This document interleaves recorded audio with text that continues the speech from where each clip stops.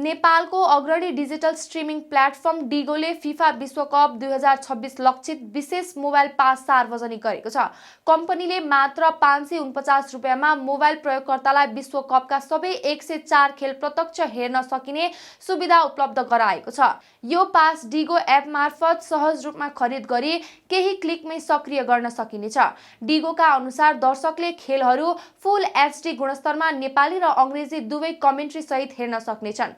प्रयोगकर्ताले आफ्नो रुचि अनुसार भाषा छनौट गरी विश्वकपको अनुभव लिन सक्ने व्यवस्था गरिएको छ। कम्पनीले तेस्रो पक्षको अनधिकृत प्लेटफर्म प्रयोग नगरी आधिकारिक एप मार्फत मात्र स्ट्रिमिङ गर्न आग्रह गरेको छ। यस्ता अनधिकृत स्रोतले व्यक्तिगत तथा बैंकिङ जानकारीमा जोखिम पुर्याउन सक्ने चेतावनी पनि दिएको छ। डिगोले नेपाली दर्शकलाई सुरक्षित, सहज र गुणस्तरीय प्रसारण अनुभव दिने उद्देश्यले यो सेवा ल्याएको जनाएको छ। 549 रुपियाँको मोबाइल पासलाई किफायती डिजिटल प्याकेज मध्ये एक मानिएको हो।